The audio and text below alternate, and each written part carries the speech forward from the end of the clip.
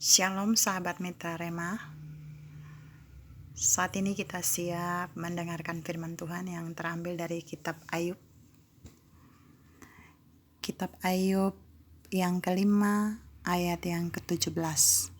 Ayub 5 ayat yang ke-17 saya bacakan buat saudara. Sesungguhnya berbahagialah manusia yang ditegur Allah, sebab itu janganlah engkau menolak didikan yang maha kuasa. Demikianlah firman Tuhan. Yang berbahagia adalah kita yang mendengarkan firman Tuhan. Tetapi kata firman Tuhan, lebih berbahagia adalah kita yang mendengarkan firman Tuhan dan yang memeliharanya.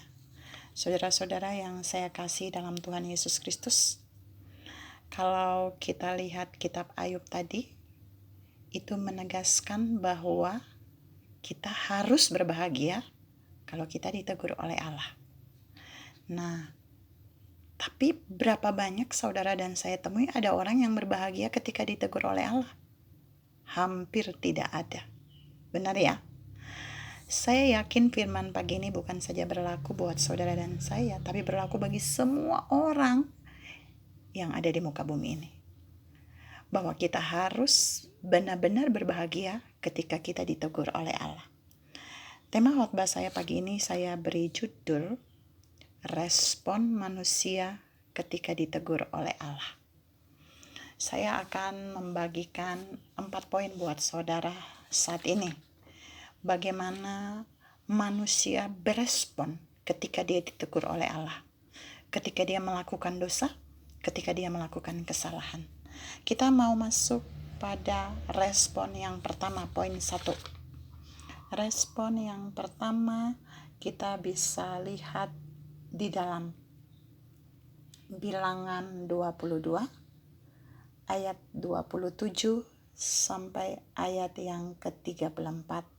Bilangan 22 ayat 27 sampai ayat yang ke-34. Di sana mengkisahkan tentang Bileam dan keledainya. Jalan yang mau dilalui Bileam itu berbeda dengan jalan Allah. Jalan yang dipilih Bileam itu bukan menjadi pilihan Allah. Sehingga Allah harus memakai malaikat Tuhan untuk menghadang perjalanan Bileam dan keledainya di perjalanan. Berapa kali Allah menghadangnya melalui malaikat? 3 kali. Apakah Bileam menyadari bahwa Bileam salah memilih jalan itu? No. Terbukti Bileam tidak menyadarinya dalam 3 kali. Keledai yang membawa Bileam itu jatuh karena menghindar dari hadangan malaikat Tuhan yang menghadang mereka. Bileam tidak menyadari bahwa jalan yang dia lalui itu salah. Bahkan fatalnya respon Bileam adalah dia memukul keledainya sampai 3 kali. Jadi setiap kali keledai menghindar karena dihadang oleh malaikat Tuhan di jalan, pada saat jatuh, saat itu juga Bileam memukul keledainya. Apakah setelah ketiga kali peristiwa jatuhnya Bileam dan keledai itu, Bileam sadar bahwa Allah memakai cara itu untuk menegur dia? No. Kesadaran Bileam muncul ketika Allah berbicara kepada Bileam bahwa sesungguhnya kalau bukan keledai ini menghindar, maka kamu yang akan kubunuh. Artinya, Allah mau berkata buat Bileam melalui pesan itu bahwa yang salah itu lu, bukan keledaimu. Yang salah itu kamu, bukan keledai kamu. Bileam bukan saja mengkambing hitamkan keledainya, tapi dia memukulnya. Bahkan bagian firman mengatakan dia hampir membunuh keledai itu. Waktu dia berkata dia mau membunuh. Dan kemudian pernyataan malaikat Tuhan mengagetkan Bileam. Bahwa kalau bukan keledai itu menghindar, maka kamulah yang akan kubunuh. Disitulah Bileam kemudian menyadari kesalahannya, bahwa hadangan yang dibuat malaikat itu karena jalan yang Bileam lalui tidak sama dengan jalan yang Allah pilihkan. Saudara yang saya kasih dalam Tuhan Yesus Kristus, berapa banyak saudara dan saya melihat ada kelompok orang-orang di tipe ini.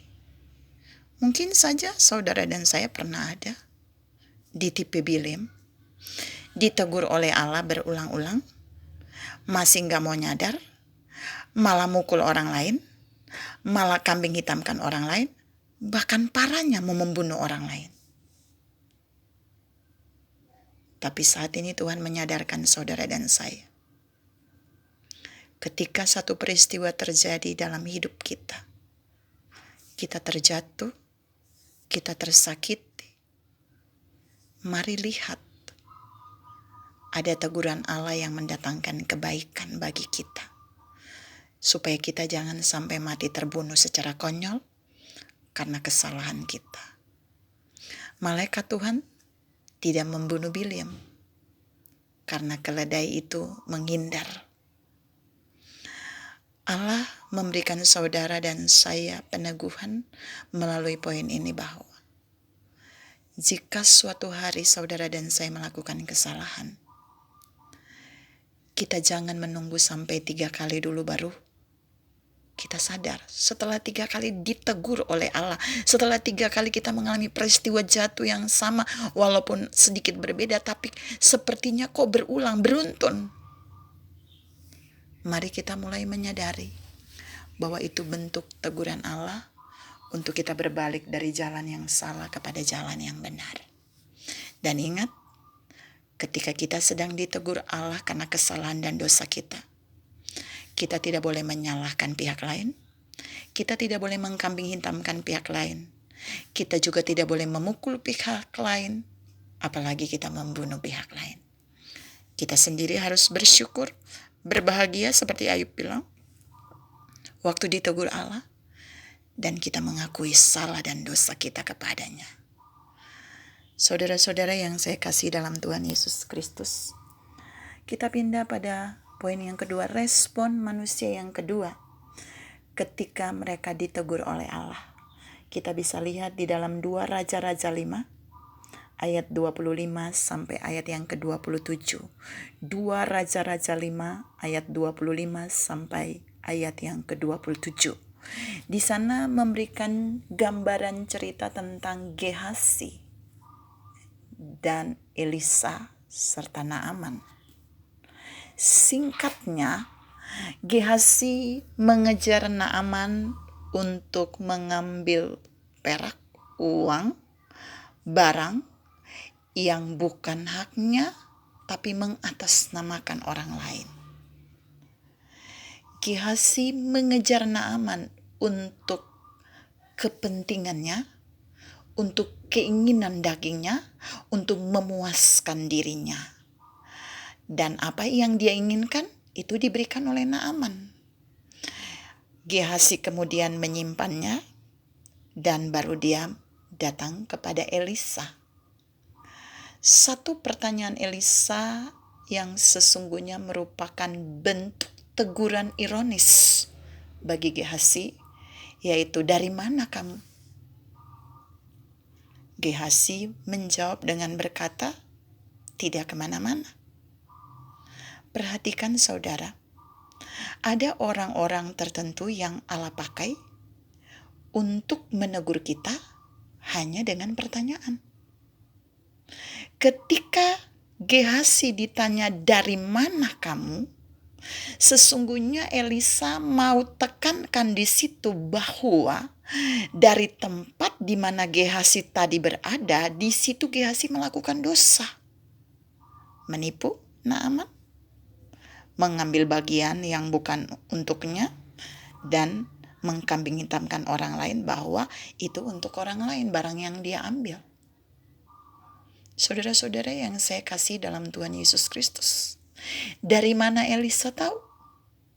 Konfirmasi Tuhan yang datang kepada Elisa.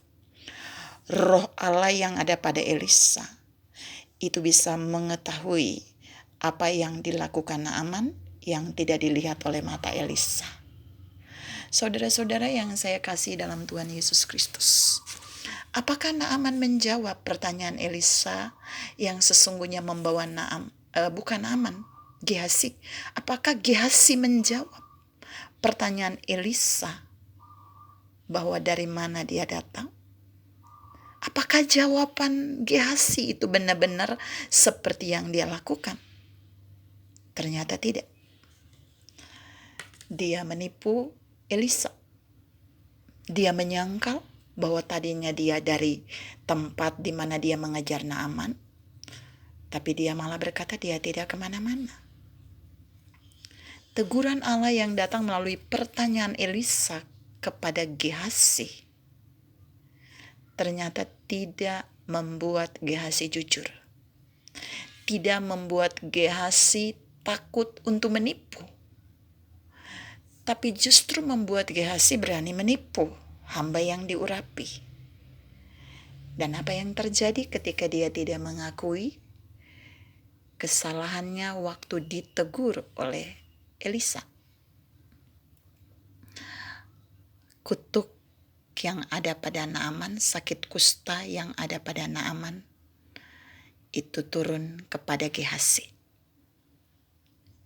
Dan parahnya, kutuk itu bukan saja ada pada Gehazi, tapi itu juga terjadi pada keturunan Gehazi.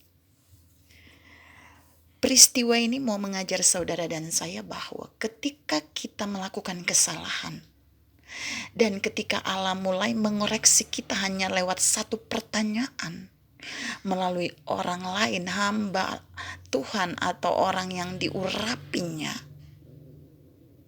di titik itu kita harus mulai jujur.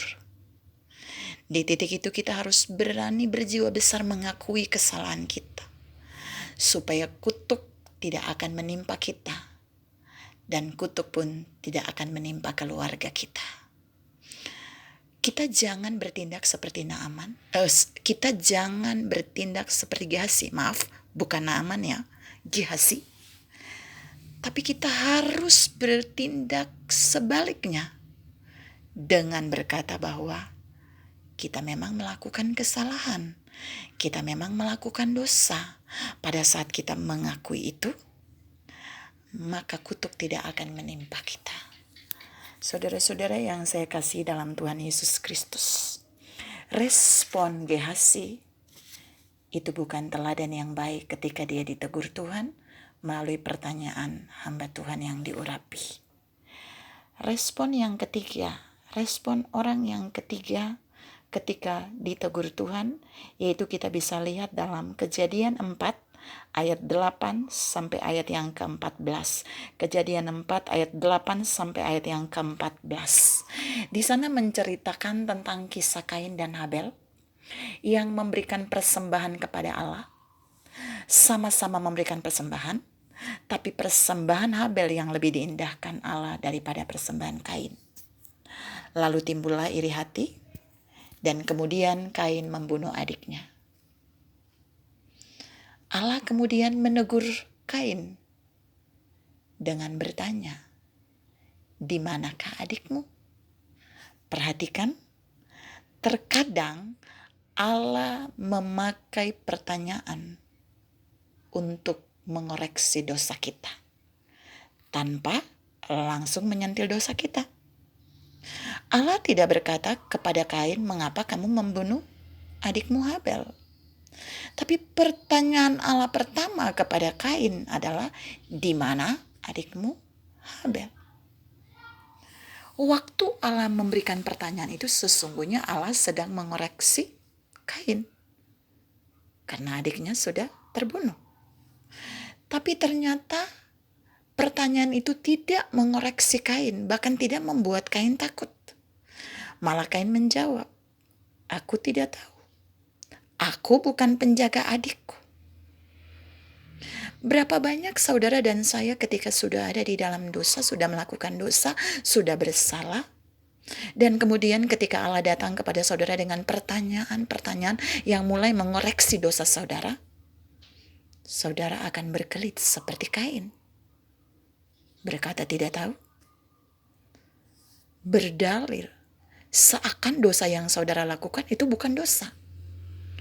Tapi saat ini Tuhan mau mengingatkan saudara dan saya bahwa akibat Kain tidak mengakui dan tidak merasa ditegur dengan cara Allah bertanya, maka Allah mengutuk dia. Sejak itu, apa yang dia kerjakan dari hasil tanahnya, dia tidak akan mendapat hasil penuh atau 100 kali lipat, tapi dia akan mendapatkan hanya sebagian hasilnya. Kutuk. Kain mendapat kutuk bagi hasil pekerjaannya. Kain mendapat kutuk sehingga walaupun dia bekerja 100%, dia tidak akan pernah bisa mendapatkan hasil 100% karena kutuk sudah Allah lepaskan. Hal ini mau mengajar saudara dan saya saat ini bahwa ketika kita melakukan kesalahan dan dosa secara diam-diam seperti Kain membunuh Habel, orang tidak melihatnya, tapi Allah melihat. Dan ketika Allah mulai bertanya tentang dosa kita, walaupun tidak secara langsung, mari belajar berjiwa besar. Akui itu di hadapan Allah dan minta pengampunannya. Maka dia pasti akan mengampuni saudara, supaya kutuk itu terhindar dari saudara.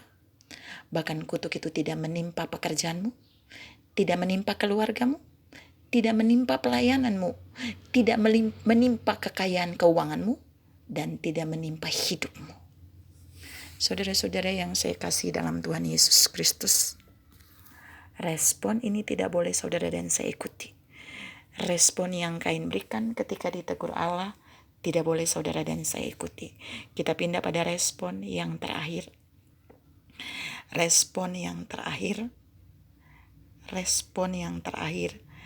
yaitu respon yang kita bisa lihat di dalam kisah Daud. Kisah Daud yang terdapat di dalam 2 Samuel 12 ayat 8 sampai 12. 2 Samuel 12 ayat 8 sampai 12. Kisah Daud melakukan dosa di hadapan Allah dengan mengambil yang bukan haknya. Haknya apa? Ya, haknya bukan mengambil istri orang sebenarnya. Mungkin dalam kisah ini adalah Daud mengambil hak istri Uria. Tapi bisa saja dalam hidup saudara dan saya ada hak-hak yang lain yang sesungguhnya bukan milik kita. Hak keuangan, hak kekayaan, hak rumah, hak apa saja, kedudukan yang bukan hak kita. Kita mengambilnya dengan cara tidak benar, dengan cara yang berdosa, maka itu pasti bertentangan dengan kehendak Allah. Dan kalau saudara lihat kisah Daud ini, Allah tidak memakai malaikat Tuhan untuk menegur Daud. Allah juga tidak mendatangi Daud untuk menyampaikan pertanyaan. Allah juga tidak memakai peristiwa untuk menegur Daud. Tapi Allah memakai Nabi Nathan untuk menegur Daud. Dan apa yang terjadi? 1 kali teguran atas dosa Daud yang disampaikan oleh Nabi Nathan. Alkitab menceritakan, Daud langsung menyadari, Daud langsung mengakui itu kepada Allah dan di depan Nabi Nathan. Dan lebih dahsyat, Daud sujud menghampiri Tuhan dan meminta pengampunan kepada Allah. Saudara-saudara yang saya kasih dalam Tuhan Yesus Kristus, bukan dosa Daud yang harus kita teladani, tapi cara Daud meresponi teguran Tuhan melalui Nabi Nathan itu yang harus saudara dan saya teladani. Daud tidak perlu tunggu nanti. Daud tidak perlu 3 kali ditegur.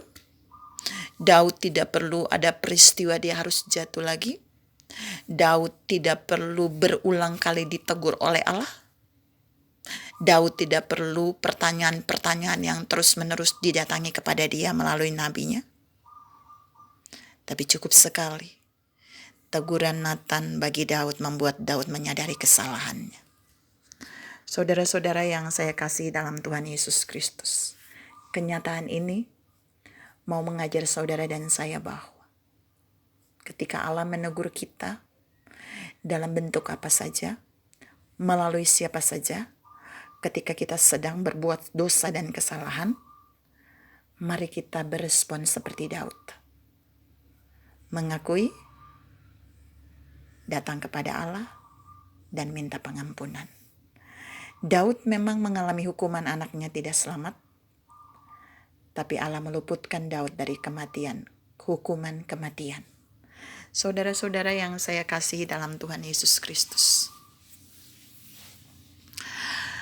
4 respon yang sudah disampaikan tadi membuktikan bahwa setiap kali Allah menegur kita, Allah juga memakai cara yang bermacam-macam. Tergantung kita mau cepat sadar atau tidak. Jika kita adalah orang seperti Daud, sekali ditegur kita akan langsung menyadarinya, dan kemudian menghampiri Allah dan meminta pengampunan. Saat ini saya tidak tahu apa yang sedang saudara lakukan di hadapan Allah. Salah. Tapi firman ini datang kepada saudara dan saya. Akui dia. Akui kesalahanmu kepadanya. Akui dosamu kepadanya. Jangan tegar tengkuk. Jangan menipunya. Jangan berdalil. Jangan berkelit. Akui saja. Dan kemudian merendahkan hati di hadapannya. Dan minta pengampunannya. Karena Allah akan mengampuni orang yang mengakui dosa dan kesalahannya. Sebelum saya menutup khotbah ini, kita kembali kepada Ayub 5 ayat 17 pembacaan kita tadi. Bagian A berkata, sesungguhnya berbahagialah manusia yang ditegur Allah. Kalau kita lihat respon 4 tokoh tadi di dalam Alkitab, ternyata tidak bahagia waktu mereka ditegur oleh Allah. Artinya, betapa sulitnya seseorang mengekspresikan kebahagiaannya ketika dia ditegur oleh Allah. Padahal firman menjamin hari ini saudara dan saya harusnya berbahagia ketika ditegur oleh Allah. Mengapa? Karena ketika Allah menegur saudara dan saya, itu bukti Allah sangat mengasihi kita. Itu bukti Allah mencintai kita. Itu bukti Allah tidak mau membiarkan saudara dan saya terlalu lama ada dalam kesalahan dan dosa kita. Itu bukti bahwa Allah mau membawa saudara dan saya keluar dari dosa dan kesalahan itu. Sehingga dia menegur kita. Karena itulah kita wajib berbahagia seperti firman hari ini. Bahwa Allah tidak membiarkan saudara dan saya terus ada di dalam dosa dan kesalahan. Tapi dia rindu untuk membawa kita keluar dari situasi dosa dan salah itu. Karena itu kita perlu mendapat tegurannya. Kita perlu ditegur oleh Allah. Kita jangan bosan ditegur oleh Allah. Dan kita tidak boleh menolak didikan yang maha kuasa, kata firman-Nya. Saudara-saudara yang saya kasih dalam Tuhan Yesus Kristus. Mungkin hari ini Allah sedang menegur saudara melalui suamimu. Masalah suamimu. Masalah anakmu. Masalah rumah tanggamu. Mungkin hari ini Allah sedang menegur saudara melalui penyakitmu. Mungkin hari ini Allah sedang menegur saudara melalui hamba yang diurapinya.